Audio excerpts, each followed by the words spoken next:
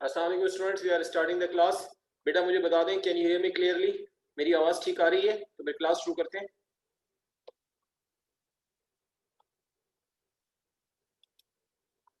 ठीक है, ठीक है, थैंक यू। स्टार्ट करते हैं क्लास। ठीक है, ओके, ठीक है, फाइन।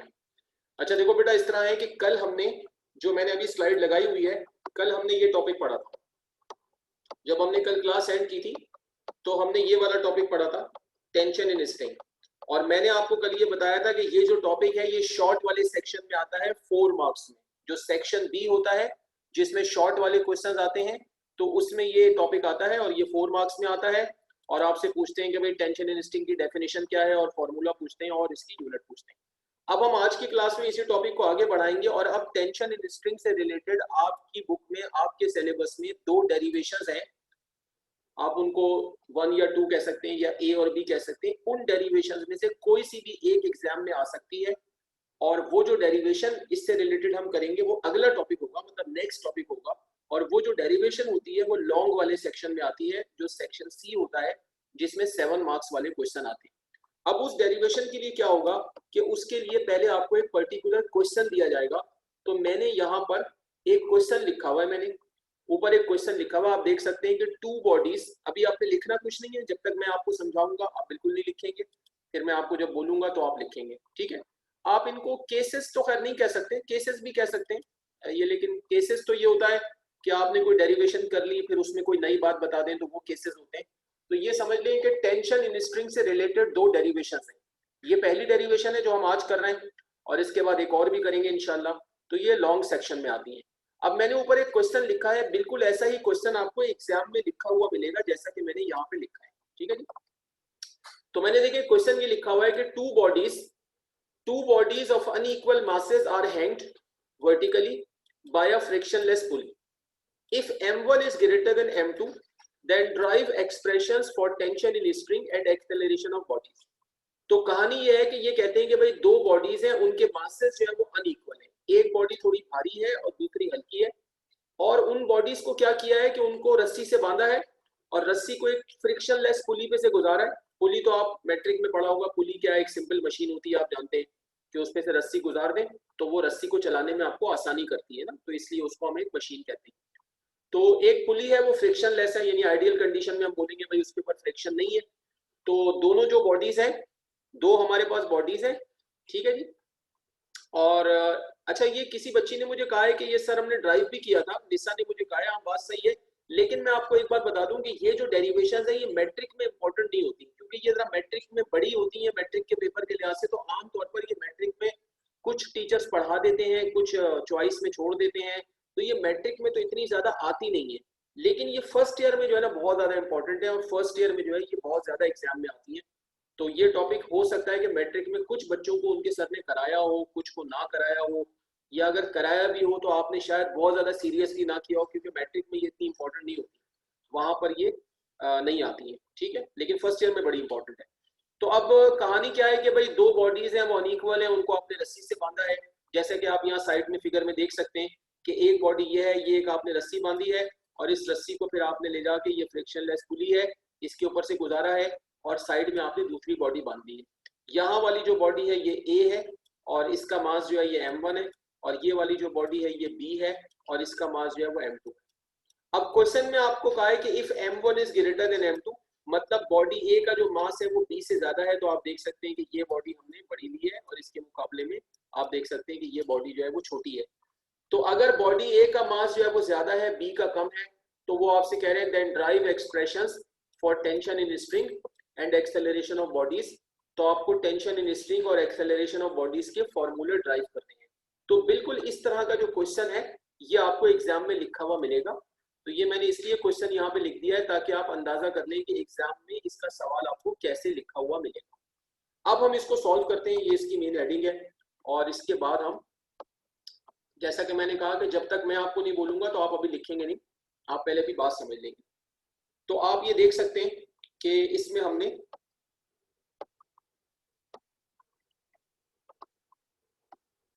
कुछ एजम्पशंस लिए, मतलब हमने कुछ अज्यूम किया और हमारी एजम्पशंस के मुताबिक फिगर बनी हुई है। तो आप देख सकते हैं कि हमने क्या कहा है कि भाई consider 2 bodies A and B.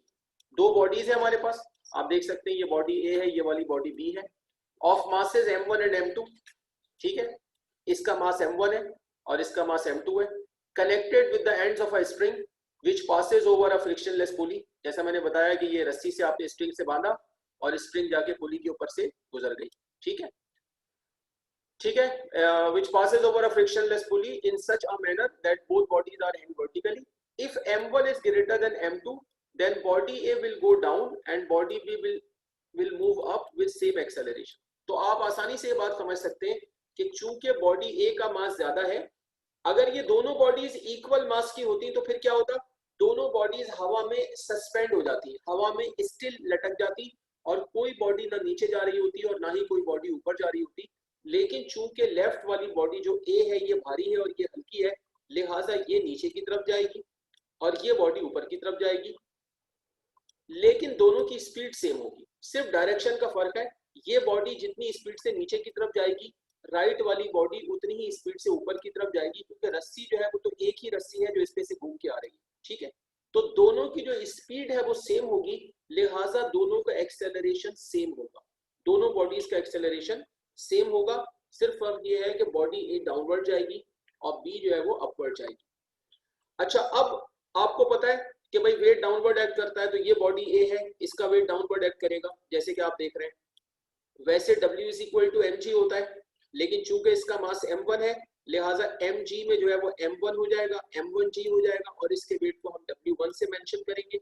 इसी तरह बॉडी बी का जो वेट है वो W2 से मेंशन होगा, वो m2g हो जाएगा, ठीक है जी। तो इसका वेट भी डाउनवर्ड एक्ट कर रहा है और इसका वेट भी डाउनवर्ड एक्ट कर रहा है। तो जैसा कि हमने कल पढ़ा, ये वेट डाउनवर्ड एक्ट कर रहा है तो यहाँ रस्सी में टेंशन ऊपर की तरफ आ जाएगी, और ये वाला वेट डाउनवर्ड एक्ट कर रहा है तो यहाँ भी रस्सी में टेंशन ऊपर की तरफ आ जाएगी, जो कि हमने टी से मेंशन की है, ठीक है। तो अब इस डेरिवेशन में हमें क्या कहा है कि हमें दो फॉर्मूले बनाने हैं। एक फॉर्मूला हमें बनाना है दोनों बॉडीज के जो एक्सेलरेशन के लिए, ठीक है, एक एक्सेलरेशन के लिए बनाना है और दूसरा स्प्रिंग में जो टेंशन है उसके लिए बनाना है। तो यहाँ तक तो हमारी एजम्पशंस कंप्लीट हो गई कि भाई जो जो हमने अज्यूम करना था वो हमने किया और उस एजम्पशन के मुताबिक ये हमारी फिगर बन जाएगी इसके साथ, ठीक है। फिर उसके बाद जब हम इसको फॉर्मूला बनाने की तरफ जाएंगे तो सबसे पहला काम हम इसमें करेंगे फोर्स एनालिसिस, कि हम ये देखेंगे कि दोनों बॉडीज पर कितनी कितनी फोर्सेज अप्लाई हो रही हैं। तो पहले हम फोर्स एनालिसिस में करेंगे forces applying on body A, ठीक है। अगर आप देखें कि बॉडी ए पर कितनी फोर्सेज लग रही हैं, तो बिल्कुल सिंपल बात है, दो फोर्सेज लग रही हैं, लेकिन नीचे की तरफ इसका वेट है और ऊपर की तरफ टेंशन इन स्प्रिंग है। तो देखो हमने यहाँ पर क्या कहा है, हमने कहा है कि जी two forces are applying on body A, ठीक है जी। बॉडी ए पर दो फोर्सेज अप्लाई हो रही हैं। पहली हो गई its weight, that is m1g x downward, जैसा कि आपको नजर आ रहा है, और दूसरी जो फोर्स है वो क्या है, दूसरी फोर्स क्या है जी, दूसरी फोर्स है tension in spring, that is t which x upward. दो फोर्सेज है।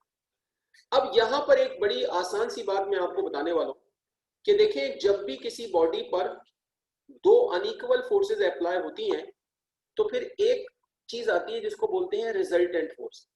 वो रिजल्टेंट फोर्स क्या होती है, एक एग्जांपल से समझ लेते हैं।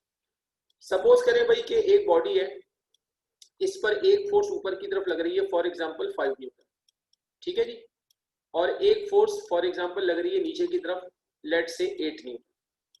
अब इस पर दो अनइक्वल फोर्सेज लग रही हैं, 8 न्यूटन फोर्स बड़ी है और 5 न्यूटन छोटी है।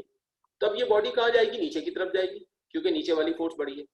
अगर फॉर एग्जांपल मैं बोलूं कि भाई इसकी रिजल्टेंट फोर्स, मिसाल के तौर पे मैं बोल दूं भाई F है, F वो रिजल्टेंट फोर्स है जो बॉडी को नीचे ले जा रही है। तो वो रिजल्टेंट फोर्स कैसे निकलेगी, वो रिजल्टेंट फोर्स होगी 3 न्यूटन। कि बॉडी, ये वाली जो बॉडी नीचे जा रही है, ये कितनी फोर्स की वजह से जा रही है, 3 न्यूटन की वजह से। क्यों, इसलिए कि नीचे की तरफ 8 न्यूटन है मगर ऊपर की तरफ 5 न्यूटन है। तो आप क्या करेंगे, इस 8 में से 5 को माइनस करेंगे, 8 माइनस 5, तो कितना बचेगा, 3 न्यूटन। तो आप कहेंगे कि जी 3 न्यूटन की रिजल्टेंट फोर्स है जो इसे नीचे ले जा रही है। तो सिंपल सा पॉइंट क्या है कि जब किसी बॉडी पर दो अनइक्वल फोर्सेज एक्ट करेंगी तो हम कैसे पहचानेंगे कि उनमें से बड़ी फोर्स कौन सी है और छोटी कौन सी है। जिसकी तरफ बॉडी जाएगी वो फोर्स बड़ी होगी और दूसरी वाली छोटी हो जाएगी, और रिजल्टेंट फोर्स निकालने के लिए बड़ी फोर्स में से छोटी फोर्स को माइनस किया जाएगा। तो अब अगर आप यहां देखें, यही कॉन्सेप्ट बॉडी ए पर अप्लाई करें तो देखें, एक फोर्स नीचे की तरफ है जो m1g है और एक फोर्स ऊपर की तरफ है जो t है। और बॉडी ए नीचे जा रही है, तो जब ये नीचे जा रही है तो इन दोनों में से बड़ी फोर्स कौन सी होगी? m1g। m1g बड़ी फोर्स होगी और t छोटी फोर्स होगी। तो अगर मैं लेट कर लूं कि बॉडी ए को नीचे ले जाने वाली जो रिजल्टेंट फोर्स है वो F1 है, तो वो रिजल्टेंट फोर्स निकालने के लिए मैं क्या करूंगा? बड़ी फोर्स में से छोटी फोर्स को माइनस करूंगा, मतलब m1g में से t को माइनस कर दूंगा। तो देखिए मैंने यहाँ पे क्या मेंशन किया है कि body A is going down, it means m1g is greater than t। Body A नीचे जा रही है जिसका मतलब है m1g t से ज्यादा है। If resultant force on A is F1, अगर बॉडी ए पर अप्लाई होने वाली रिजल्टेंट फोर्स F1 हो तो क्या होगा? आप देख सकते हैं क्या किया हमने, हमने इसको F1 को निकालने के लिए क्या किया? m1g माइनस टी, हमने m1g में से t को माइनस कर दिया। ठीक है, अब आप लोग मुझे बताएं कि यहां तक आपको बात समझ आ गई? आगे की बात बाद में करेंगे। यहां तक क्लियर है? आप लोग मुझे रिप्लाई करें।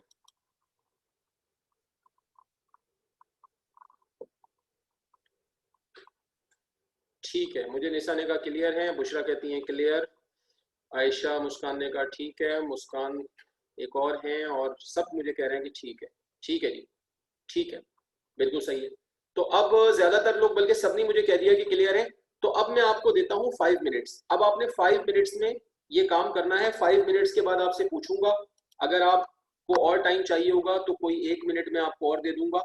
ठीक है, आयशा मुस्कान बेटा कैमरा ऑफ करें। आयशा मुस्कान कैमरा ऑफ करो। तो व्हाट आई वाज सेइंग कि मैं आपको 5 मिनट दे रहा हूँ। 5 मिनट्स आपके पास है, आप स्टार्ट करें, क्वेश्चन लिखें, फिगर बनाएं, एजम्पशंस यहां तक आ जाए आप। Okay, you have 5 minutes. चलिए जी स्टार्ट।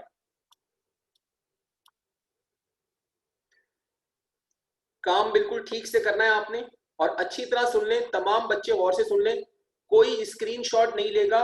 आपने बिल्कुल ये नहीं सोचना है कि आप अपने घर में बैठे हुए, आपको ये सोचना है कि आप क्लास में बैठे हुए और आपके सामने व्हाइट बोर्ड है और यहाँ पे जो भी काम है, जो भी फिगर बनी हुई है, आपने बिल्कुल ठीक से काम करना है। जब तक आप अपने हाथ से काम नहीं करेंगे आपके अंदर परफेक्शन नहीं आएगी। अपने हाथ से काम करना बहुत जरूरी है, लिहाजा कोई भी स्क्रीनशॉट नहीं लेगा कि बाद में कर लेंगे, अभी घर में आराम से बैठे हुए कुर्सी पे टेक लगा के बैठे हुए स्क्रीनशॉट ले लिया कि शाम में कर लेंगे, रात में कर लेंगे, नहीं। आपने अभी करना है काम। मैं इसलिए आपको पूरा टाइम दे रहा हूँ। पहले मैं समझा रहा हूँ, फिर मैं आपको टाइम दे रहा हूँ। अभी मैंने यहाँ तक समझाया है, मैंने आपको 5 मिनट दिए, और 1-2 मिनट चाहिए होंगे और दे दूंगा, फिर उसके बाद आगे चलूंगा। ठीक है।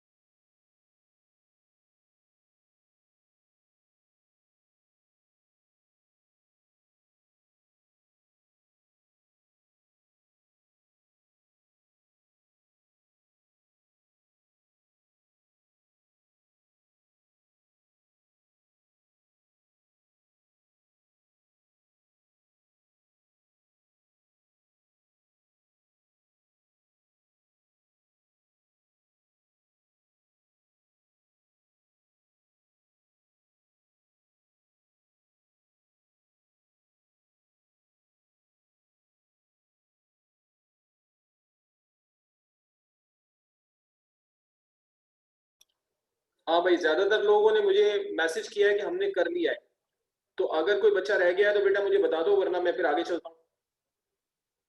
बोलो भाई। वेट, किंजा आबिद कह रही है वेट, ठीक है किंजा, ओके। बुशरा वेट, ठीक है, ठीक है बेटा, आप करें आराम से।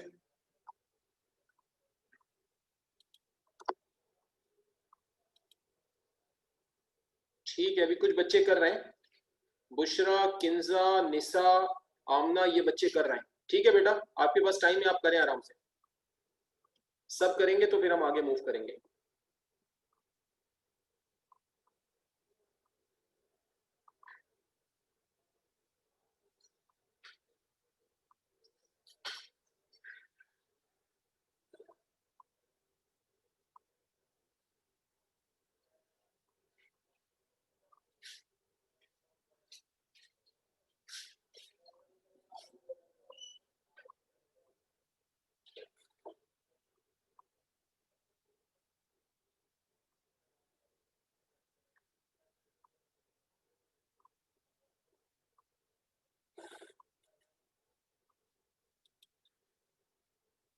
अच्छा भाई, निसा ने कर लिया, आमना ने कर लिया, किंजा ने भी कर लिया, और कौन रह गया है? जहरा असगर कहती हैं sir just 2 minutes more, no problem. ठीक है, कर लें आप। आमना अकरम ने कर लिया, निसा ने कर लिया, और जहरा ने भी कर लिया। जोहा सईद का आ गया, कर लिया। जहरा असगर अभी कर रही हैं, ठीक है, 1 मिनट रुक जाते हैं।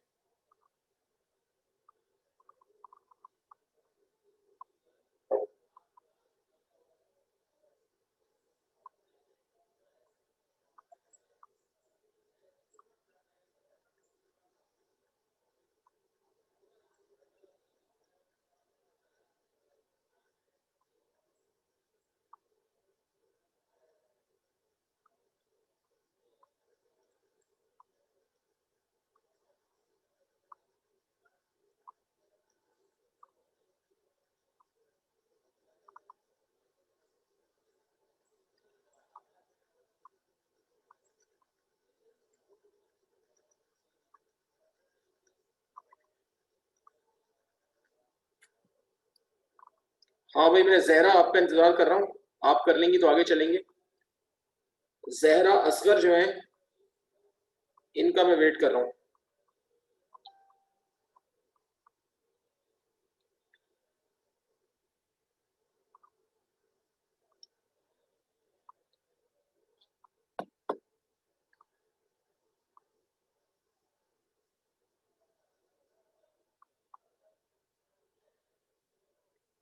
हाँ जी, जहरा असगर आप मुझे बता दें, आपकी वजह से मैं रुका हुआ, बाकी सब ने कर लिया है। जहरा असगर आप मुझे बताइए।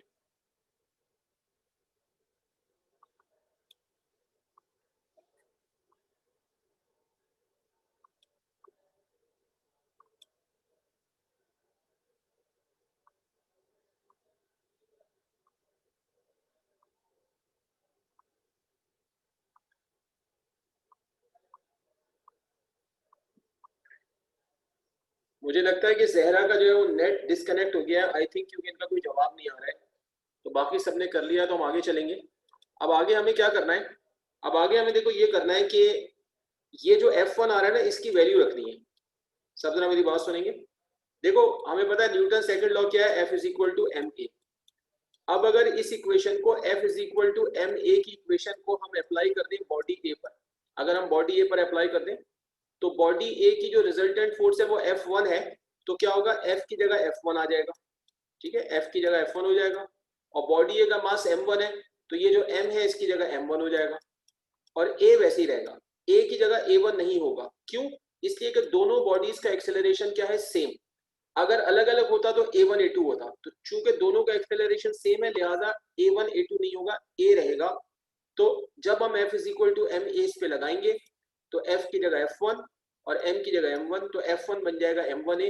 तो यहां पर हम F1 की जगह पर M1A रख देंगे। ठीक है जी। तो आप नेक्स्ट स्टेप में देख सकते हैं, अगले स्टेप में, कि हमने क्या किया है। तो अब जरा देखिए आप ये, कि अगले स्टेप में हमने, जैसे मैंने आपको बताया, हमने F1 की जगह M1A रख दिया, और इसका रीजन भी मैंने आपको बता दिया। इसका रीजन भी मैंने आपको बता दिया कि F is equal to MA हमने अप्लाई किया, तो फॉर बॉडी A क्या हो गया, F1 is equal to M1A हो गया। तो F1 की जगह हमने M1A रखा, और राइट साइड हमारी वैसी ही है M1G माइनस T। तो ये हमारे पास इक्वेशन नंबर 1 बन गई। ये फाइनल इक्वेशन हो गई किसकी, बॉडी A की। यहाँ तक बॉडी A का काम खत्म हो गया। अब उसके बाद आप देख सकते हैं कि इसके बाद क्या है, इसके बाद है forces applying on body B। तो अब हम दोबारा अगर पिछली वाली स्लाइड पे वापस जाते हैं, तो अब अगर आप बॉडी B को देखिए, कि देखिए जिस तरह बॉडी A पर दो फोर्सेज एक्ट कर रही थी, तो बिल्कुल इसी तरह आप देखें कि बॉडी B पर भी दो फोर्सेज एक्ट कर रही हैं। ठीक है, ऊपर की तरफ टेंशन इन स्ट्रिंग है, और नीचे की तरफ इसका वेट है जो M2G है। लेकिन बॉडी A के बरक्स क्या था, बॉडी A तो जा रही थी नीचे की तरफ, लेकिन जो बॉडी B है वो ऊपर की तरफ जा रही है। तो जब बॉडी B ऊपर की तरफ जा रही है, तो अगर इसकी दोनों फोर्सेस में से देखा जाए कि कौन सी बड़ी है, तो इसके लिए T बड़ी फोर्स होगी, किसके मुकाबले में, M2G के मुकाबले में। तो अगर हम ये अज्यूम कर लें कि बॉडी B को ऊपर ले जाने वाली जो रिजल्टेंट फोर्स है वो F2 है, तो F2 निकालने के लिए हम बड़ी फोर्स में से छोटी फोर्स को माइनस करेंगे, तो F2 किसके इक्वल हो जाएगा, T माइनस M2G। तो इस तरह रिजल्टेंट फोर्स निकल आएगी बॉडी B की। ठीक है, तो अब अगर हम दोबारा अगली स्लाइड पे जाएं, तो अब आप देख सकते हैं कि हमने क्या कहा है कि two forces are applying on body B, its weight that is M2G acts downward, tension in string that is T acts upward। और फिर हमने क्या कहा कि body B is going up, it means T is greater than M2G। मैंने गलती से यहाँ पे M1G लिख दिया, इसको सही कर लीजिएगा, ये M2G है। ठीक है, it means T is greater than M2G। if resultant force on B is F2, then क्या होगा, F2 is equal to T minus, ये मुझसे जरा गलती हो गई, इसको सही कर लीजिएगा, ये M1 गलत लिख दिया है, ये T माइनस M2G होगा ना, आप ठीक कर लीजिएगा। तो then resultant force is T minus M2G, यहाँ पे आएगा T माइनस M2G, जरा टाइपिंग मिस्टेक हो गई। ओके, और फिर जिस तरह हमने F1 की जगह पे M1A रखा था, तो फिर F2 की जगह पे M2A आ जाएगा। जब हम F is equal to MA की इक्वेशन लगाएंगे उस पर बॉडी B पर, तो F की जगह F2 हो जाएगा और M की जगह M2 हो जाएगा। तो इस तरह इक्वेशन 2 आ जाएगी, ये फाइनल इक्वेशन हो जाएगी किसकी, बॉडी B की। तो ये फाइनल इक्वेशन है बॉडी A की, और ये फाइनल इक्वेशन है बॉडी B की, और दोनों का मेथड जो था सेम था, एक ही तरीके से हमने बनाया है। यहाँ पे जरा टाइपिंग मिस्टेक है, उसको आप ठीक कर लीजिएगा, जहां मैंने M1G लिखा है यहाँ पे आप M2G लिख दीजिएगा। ठीक है, इसके बाद हम फॉर्मूले निकालेंगे, ये हम रिजल्ट्स पे जाएंगे। तो पहला फॉर्मूला हम एक्सेलरेशन का निकालेंगे। तो एक्सेलरेशन का फॉर्मूला निकालने के लिए देखिए हम क्या करेंगे, हमने क्या कहा है यहाँ पे, एडिंग इक्वेशंस 1 और 2। हम इन दोनों इक्वेशंस को ऐड कर लेंगे, तो लेफ्ट साइड लेफ्ट में ऐड होगी, राइट साइड राइट में ऐड होगी। वो ऐड हम इसलिए कर रहे हैं कि देखिए इक्वेशन नंबर 1 में हम देख रहे हैं कि टी जो है वो माइनस के साथ है, और इक्वेशन नंबर 2 में हम देख रहे हैं कि टी जो है वो पॉजिटिव है। तो हमें समझ आ रहा है कि जब हम दोनों इक्वेशंस को ऐड करेंगे तो minus T plus T cancel हो जाएगा, और फिर ए रह जाएगा, तो ए का फॉर्मूला निकल जाएगा। तो इसलिए हम दोनों इक्वेशंस को ऐड कर रहे हैं। तो आप देखें, जब हम इक्वेशन 1 और 2 को ऐड करेंगे, तो इसकी लेफ्ट साइड क्या है, M1A, और इसकी क्या है, M2A। तो ये M1A प्लस M2A आ गया, और इसकी राइट साइड क्या है, M1G माइनस टी, ये आ गया M1G माइनस टी, और प्लस इसकी राइट साइड क्या है, T माइनस M2G। ठीक है, यहाँ पे जरा सी गलती हो गई है, अभी कर लेंगे सही उसको, मैं यहाँ लिख के ठीक कर दूंगा। ये T माइनस M1G नहीं है, T माइनस M2G है। तो फिर आप ये देखिए माइनस टी से प्लस टी कैंसिल हो जाएगा, तो यहाँ पे क्या बचेगा, M1G माइनस M2G। ठीक है, और यहाँ पर लेफ्ट साइड पे A कॉमन ले लेंगे, तो जब A कॉमन लेंगे तो ब्रैकेट के अंदर क्या आएगा, M1 प्लस M2, और यहाँ से G कॉमन ले लेंगे तो ब्रैकेट के अंदर आएगा M1 माइनस, यहाँ पे M2 होगा, M1 माइनस M2 आ जाएगा। और फिर आखिरी स्टेप होगा कि ये जो ब्रैकेट है, जो M1 प्लस M2 जो A के साथ मल्टीप्लाई हो रहा है, इसको राइट पे ले जाएंगे तो ये डिवाइड हो जाएगा। तो फाइनल फॉर्मूला जो A का आएगा एक्सेलरेशन का, वो होगा G minus G into M1 minus M2 divided by M1 plus M2, ये इसका फाइनल फॉर्मूला होगा। और फिर इसी तरह मैं आपको टेंशन का भी बताता हूँ, नेक्स्ट स्लाइड पे जाएंगे। लेकिन अभी आप मुझे पहले ये बताएंगे कि जी यहाँ तक आप लोग क्लियर है, सब जरा पहले मुझे रिप्लाई करेंगे कि क्लियर है आप लोग। ठीक है, मुझे निशा ने कहा ठीक है जी क्लियर हैं, और बाकी लोग मुझे बताएं। ठीक है, किंजा, हुमा, राहिमा, जोहा सईद, ठीक है, अनुषा, सबके रिप्लाई आ गए मेरे पास।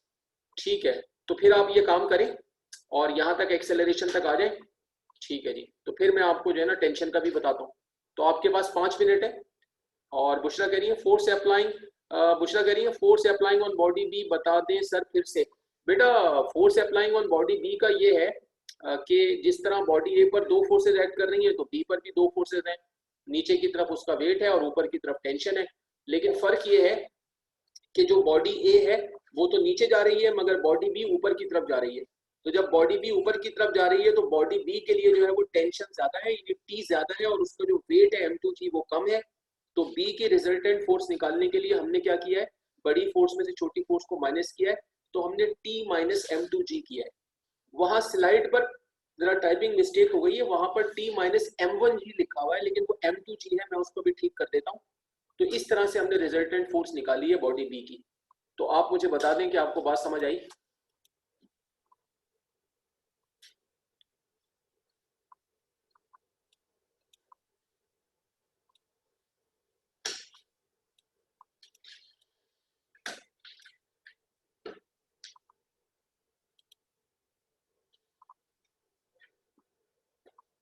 ठीक है, बुशरा आपने सवाल किया था, आप भी बता दें।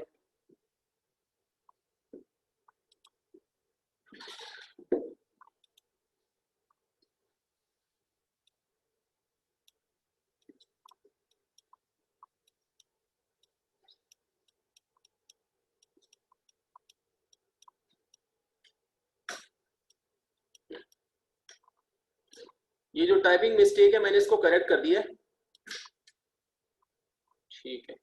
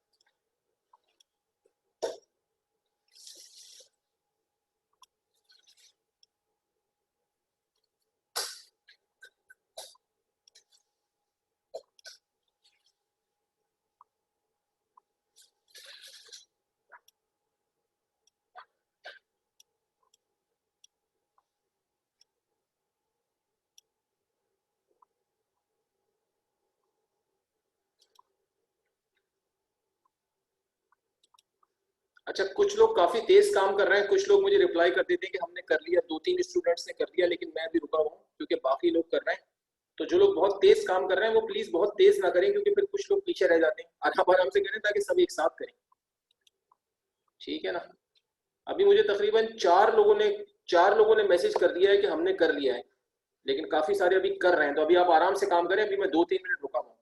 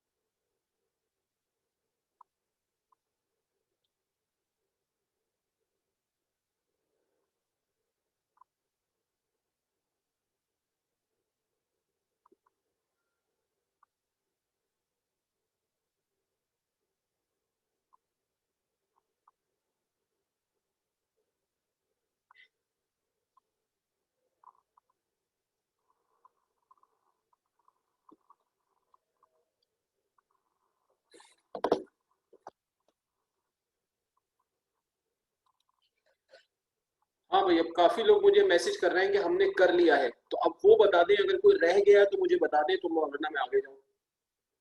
जिन्होंने कर लिया है तो उन्होंने तो बता दिया मुझे। अब अगर कोई रह गया है, if anyone is still working, तो मुझे please throw me a message, otherwise I am moving forward. अब तकरीबन सबका आ गया कि भाई हमने कर लिया है, तो अब हम आगे चलते हैं। अब ये डेरिवेशन हमारी ऑलमोस्ट कंप्लीट हो गई है, हमने एक फार्मूला का एक्सेलरेशन का निकाल लिया है। अब दूसरा फार्मूला में टेंशन का निकालना है, तो वो हम कर लेते हैं अभी। ठीक है। अच्छा, अब देखो, हमने एक्सेलरेशन का फॉर्मूला निकालने के लिए, देखिए एक्सेलरेशन का फॉर्मूला निकालने के लिए हमने दोनों इक्वेशंस को ऐड किया। तो ऐड करने से क्या हुआ कि माइनस टी और प्लस टी कैंसिल हो गया, तो हमारा फॉर्मूला एक्सेलरेशन का निकल गया। अब क्या होगा कि उसका फॉर्मूला निकालने के लिए, टेंशन का फॉर्मूला निकालने के लिए हमें किसी तरह से ए को कैंसिल करना होगा। तो हम क्या करेंगे कि दोनों इक्वेशंस को आपस में डिवाइड कर देंगे। तो डिवाइड करने से आप देखेंगे कि ए जो है ना वो कैंसिल हो जाएगा। मैं आपको अभी बताता हूँ, ये देखिए। ठीक है, पहले देख लें इसको, फिर ये कोई इतनी बड़ी बात नहीं है, 1 मिनट में हो जाएगा, 1-2 मिनट में। तो आप ये देख सकते हैं कि हमने क्या किया है कि आप देखें, हमने इक्वेशन 1 को 2 से डिवाइड कर दिया। इक्वेशन 1 को हमने ऊपर रखा, 2 को हमने नीचे रखा। तो ये देखिए, ये ए से ए क्या हो गया, कैंसिल हो गया। जब ए से ए कैंसिल हो गया तो लेफ्ट पर क्या बचा, m1/m2, और राइट साइड आपकी पूरी वैसे ही बच गई। ठीक है जी। तो फिर आप इसको कर देंगे क्रॉस मल्टीप्लाई। तो क्रॉस मल्टीप्लाई करेंगे तो m1 आपका इससे मल्टीप्लाई हो जाएगा t माइनस m2g से, और m2 आपका इससे मल्टीप्लाई हो जाएगा m1g माइनस t से। फिर इसके बाद आप इसको अंदर मल्टीप्लाई करें। देखिए, m1 को मल्टीप्लाई करेंगे, m1t से मल्टीप्लाई होगा तो m1t आ जाएगा। फिर ये आपका माइनस आ गया। फिर m1 मल्टीप्लाई होगा, m1 मल्टीप्लाई होगा m2g से, तो m1 m2g बन जाएगा। राइट साइड पर भी आप इसी तरह करें, m2 को अंदर मल्टीप्लाई करेंगे, m2 मल्टीप्लाई होगा m1g से, तो ये m1 m2g बन जाएगा। फिर आपका माइनस आ गया। फिर m2 मल्टीप्लाई होगा t से, तो ये m2t हो गया। ठीक है जी। फिर अगले स्टेप में आप क्या करें कि दोनों t की वैल्यूज को एक साइड कर लें। तो देखिए, राइट साइड पे ये जो माइनस का m2t है, इसको मैं लेफ्ट पर लेके आया, तो देखिए ये प्लस का हो गया। और लेफ्ट साइड से ये माइनस का m1 m2g है, इसको मैं राइट पर ले आया, तो ये भी प्लस का हो गया।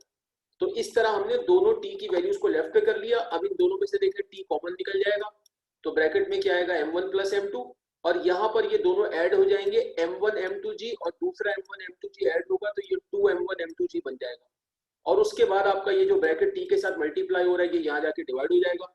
तो फाइनल जो फॉर्मूला आएगा आपका t का, वो आएगा 2m1 m2g divided by m1 plus m2। यहाँ पर आके आपकी ये डेरिवेशन कंप्लीट हो जाएगी। ठीक है, तो आप लोग क्लियर है, जरा मुझे बता दें, समझ आ गया आपको? हाँ भाई, क्लियर है आप लोग? ठीक है, बुशरा कह रही है यस सर। सबके जवाब आ गए, अनुषा, हुमा, जहरा, किंजा, मारेबा। ठीक है जी। तो मैं आपको 2-3 मिनट दे रहा हूँ, बस 2 मिनट काफी है। मैं आपको 2 मिनट दे रहा हूँ, आप इसको कर लें, क्योंकि फिर मैं आज की क्लास में आपको इस डेरिवेशन से रिलेटेड एक न्यूमेरिकल भी बताऊंगा। तो मैं आपको 2 मिनट दे रहा हूँ, आप इसको कर लें। ठीक है जी, ओके। आपके पास 2 मिनट्स हैं, आप 2 मिनट के अंदर करें ये काम।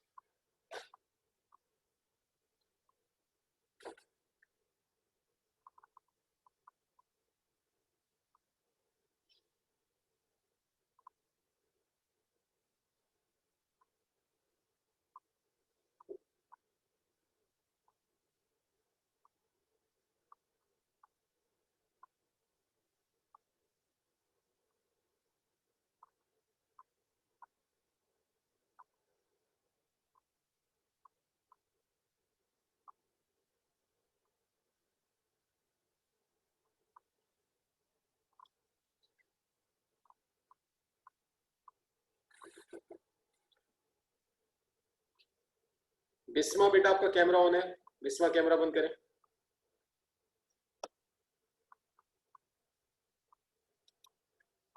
अच्छा, अब मुझे कुछ लोगों के मैसेज आ रहे हैं कि हमने कर लिया है।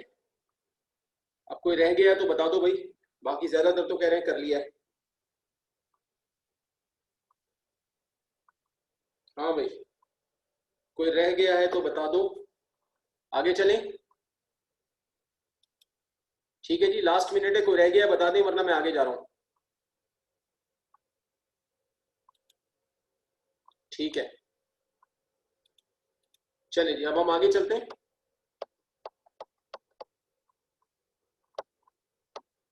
अब हम कर रहे हैं क्वेश्चन नंबर 9। देखो भाई, जरा पहले इसको भी समझना है आपने और उसके बाद इसको नोट करेंगे। अभी कोई नोट नहीं करेगा, पहले जरा समझ लेंगे बात मेरी। हाँ भाई, अब सब इधर जरा देख लीजिए। यह है क्वेश्चन नंबर 9, चैप्टर नंबर 3 का आपका क्वेश्चन नंबर 9 है और इंपॉर्टेंट क्वेश्चन है, एग्जाम में आ चुका है।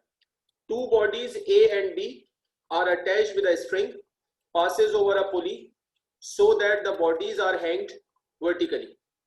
If the mass of body A is 4.8 kg, then find the mass of body B which is moving down with an acceleration of 0.2 meter per second square. वो कह रहे हैं कि भाई दो बॉडीज हैं A और B, ठीक है, दो बॉडीज हैं A और B और उनको आपने एक स्ट्रिंग से अटैच किया है और फिर पुली पर से गुजारा है और उनको वर्टिकली हैंग किया है और बॉडी ए का जो मास है वो 4.8 केजी है। मतलब आप देख सकते हैं M1, देखिए M1 4.8 केजी, बॉडी ए का मास 4.8 केजी है। Then find the mass of body B, तो फिर बॉडी बी का जो मास है M2 वो फाइंड करना है आपको। Which is moving down, body B के बारे में कह रहे हैं कि वो नीचे की तरफ जा रही है, which is moving down with an acceleration of 0.2 metre per second square. तो ये आपको एक्सेलरेशन दे दिया। अब जरा बात समझिए, हमने जो अभी डेरिवेशन की है उसमें हमारा जो पहला फॉर्मूला एक्सेलरेशन का बना था, इस क्वेश्चन में हमें टेंशन का फॉर्मूला लगाने की तो जरूरत ही नहीं है क्योंकि इस क्वेश्चन में टेंशन तो गिवन ही नहीं है। तो चूंकि इसमें एक्सेलरेशन गिवन है लिहाजा फॉर्मूला तो एक्सेलरेशन का अप्लाई होगा। तो अभी हमने जो डेरिवेशन की है उसमें हमने जो पहला फॉर्मूला बनाया था तो वो क्या था, यहाँ भी जरा मिस्टेक हो गई है, गलती से M1 लिखा हुआ M2 था यहाँ पे, ठीक है। तो वो हमारा जो फॉर्मूला था वो था कि A is equal to G into M1 minus M2 upon M1 plus M2, ठीक है, ये हमने बनाया था। अच्छा, अब लेकिन आपको एक बात यहाँ समझनी होगी, जो हमारी डेरिवेशन की कंडीशन है, जो बुक, एक तो जहन में रखिएगा कि हम डेरिवेशन में जो कंडीशन लेते हैं वो अपनी तरफ से नहीं लेते, जो बुक की कंडीशन है वही हम लेते हैं, ठीक है। तो डेरिवेशन में जो हमारी बुक की कंडीशन थी वो ये थी कि M1 जो था वो ग्रेटर देन M2 था, सही है। जब M1 ग्रेटर देन M2 था यानी बॉडी A ज्यादा भारी थी, बॉडी A का मास ज्यादा था, तो फिर बॉडी A नीचे जा रही थी और बॉडी B ऊपर जा रही थी, ठीक है। तो हमने ये फॉर्मूला बना लिया। तो चूंकि उसमें M1 ग्रेटर देन M2 था इसलिए फॉर्मूले में M1 माइनस M2 आ रहा था। अब अगर न्यूमेरिकल आपके पास जो आए, अगर न्यूमेरिकल में भी यही हो कि बॉडी ए नीचे जा रही है और बी ऊपर जा रही है तो फिर फॉर्मूला तो आपका एज इट इज रहेगा। लेकिन इस क्वेश्चन में आप देखेंगे उन्होंने कंडीशन उल्टी कर दी, उन्होंने कहा कि बॉडी बी जो है वो नीचे जा रही है।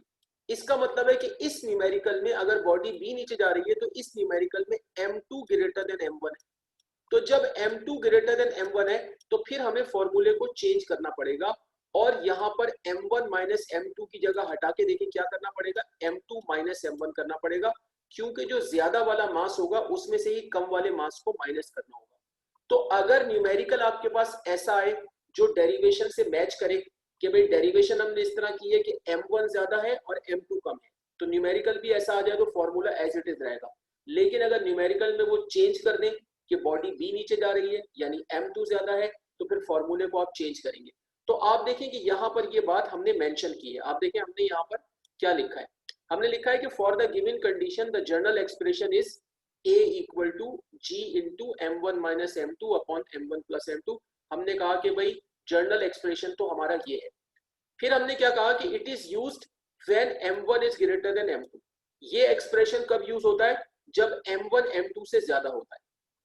In the given question body B is going down, लेकिन हमारा जो गिवन क्वेश्चन है उसमें बॉडी B नीचे जा रही है, which means M2 is greater then M1, so the expression becomes, तो हमने क्या कहा, अब यहां आ जाएंगे, हमने कहा कि जी हमारा फॉर्मूला चेंज हो जाएगा और ये यहाँ पर अंदर जो M1 माइनस M2 आ रहा है उसकी जगह m2 माइनस m1 हो जाएगा। इसके बाद आप वैल्यूज रख दें। देखें एक्सेलरेशन 0.2 है वो हमने रख दिया, g 9.8 होता है, और फिर अंदर m2 माइनस m1 है तो m2 तो फाइंड करना है, और माइनस m1 आप देख सकते हैं 4.8 है, तो m1 की जगह 4.8 आ गया। अच्छा नीचे प्लस आ रहा है, जब दो चीजें प्लस में होती हैं तो कोई फर्क नहीं पड़ता कि आप किसी को भी आगे लिख लें पीछे लिख लें। तो नीचे m1 प्लस m2 आ रहा है, आप चाहे उसको m2 प्लस m1 कर दें या m1 प्लस m2 रहने दें, उससे कोई फर्क नहीं पड़ता। लेकिन जहां पर माइनस हो रहा है वहां पर फर्क पड़ता है। तो नीचे हमने m1 प्लस m2 ही रहने दिया है, ठीक है। आप चाहें तो ये भी कर सकते हैं कि m2 प्लस m1 कर दें। तो देखिए m1 की जगह 4.8 आ गया और m2 आपका एज इट इज आ गया। अब इसके बाद क्या होगा, ये क्रॉस मल्टीप्लाई हो जाएगा, 0.2 इधर से मल्टीप्लाई हो जाएगा और ये वाली वैल्यू इस साइड आ जाएगी। तो ये पूरी वैल्यू यहाँ पे आ गई और ये 0.2 जाके मल्टीप्लाई हो गया इस ब्रैकेट से। तो अब इसको जब आप अंदर मल्टीप्लाई करेंगे तो देखिए 9.8 m2 से मल्टीप्लाई हुआ 9.8 m2, फिर ये माइनस आ गया, फिर 9.8 आपका 4.8 से मल्टीप्लाई हुआ तो ये 47.04 आएगा। आप इसको कैलकुलेटर से बाद में चेक कर लेना। इसी तरह 0.2 अंदर 4.8 से मल्टीप्लाई होगा तो 0.96 आएगा, फिर ये प्लस आ गया, फिर 0.2 m2 से मल्टीप्लाई होगा तो 0.2 m2 हो जाएगा। फिर इसके बाद हमने क्या किया कि देखेंगे जो प्लस का 0.2 m2 था इसको लेफ्ट पे ले आया तो ये माइनस का हो गया, और लेफ्ट साइड से ये माइनस का 47.04 है इसको राइट पर ले गए तो ये प्लस का हो गया। तो अब यहाँ लेफ्ट साइड पर 9.8 m2 में से माइनस करेंगे 0.2 m2 तो 9.6 m2 बचेगा, और यहाँ इन दोनों को ऐड कर देंगे तो ये 48 आ जाएगा, और फिर ये 9.6 राइट साइड पे जाके इससे डिवाइड होगा तो आपका जो आंसर आएगा m2 का वो 5 kg आएगा। ये इसका आंसर होगा। तो अब आप लोग मुझे रिप्लाई करें कि आपको बात समझ आ गई। हाँ जी बताएंगे जरा मुझे, क्लियर है आप लोग?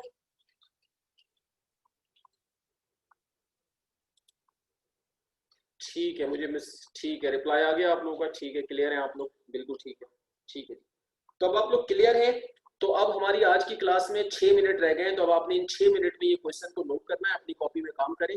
आपके पास 5 से 6 मिनट का टाइम है, इसके अंदर आपने इसको करना है। ठीक है जी स्टार्ट करें काम। कुछ पूछना हो तो आप पूछ सकते हैं, मैं मौजूद हूँ यहाँ पे।